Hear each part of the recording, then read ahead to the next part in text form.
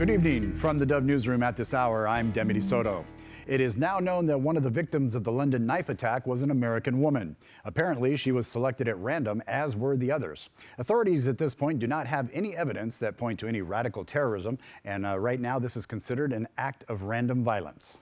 At this time, we believe this was a spontaneous attack and that the victims were selected at random. The suspect is a Norwegian national of Somali origin. I emphasise that so far we have found no evidence of radicalisation that would suggest that the man in our custody is in any way motivated by terrorism.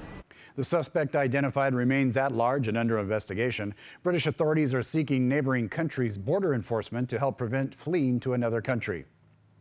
Well, it's almost showtime in Rio de Janeiro. Final fireworks tests were conducted at the Maracana Stadium, along with rehearsal for the opening ceremonies tonight of the Games of the 31st Olympiad. Rio de Janeiro is hosting, and they're struggling through protests and economic depression, but they strive to put on a good show for the world, as they did for the 2014 for the FIFA World Cup soccer tournament. Well, cities and counties and states, they're all looking for new and stable sources of tax revenue. Measure 97 on the November ballot could be a new source of statewide revenue if passed. But what about in local rural communities? How are they going to make up the tax deficits that could be coming along their way? One Southern Oregon town is going to consider a measure to tax recreational marijuana sales this November, and that's in Gold Hill. They're planning on seeing maybe 2 to 3% more tax revenue come in if they can get this implemented off the ballot. Mayor Jan Fish says that it's been a long process to get this to the public at this point. We're trying to get the communities to support a ballot measure in November that will allow us to get, it's either 2 or 3% income from recreational sales. And that's been a big topic. It's taken almost 2 years to figure it out and write it into an ordinance form. The measure would levy a 3% tax on recreational marijuana sales from retailers in the jurisdiction.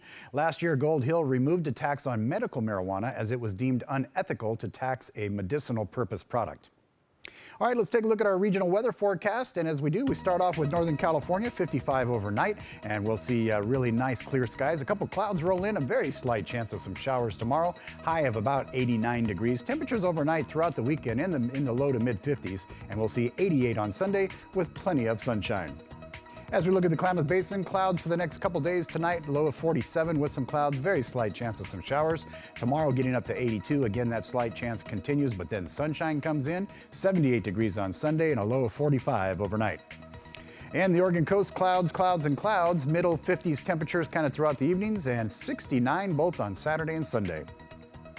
Central Oregon, pretty clear skies once the clouds go away from tonight. Middle 40s for the overnight lows, 82 on Saturday, 78 on Sunday. And when we look at the Southern Oregon forecast, we'll see 57 overnight with clear skies. A couple clouds here and there Saturday, but really nice temperatures, 80 degrees. Going to warm up on Sunday. And that's a quick look at the latest news from the Dove Newsroom. Be sure to join us every weekday morning for Mornings on the Dove, starting at 6 a.m. on YouTube, Roku, KDove 91.7, and the Dove TV.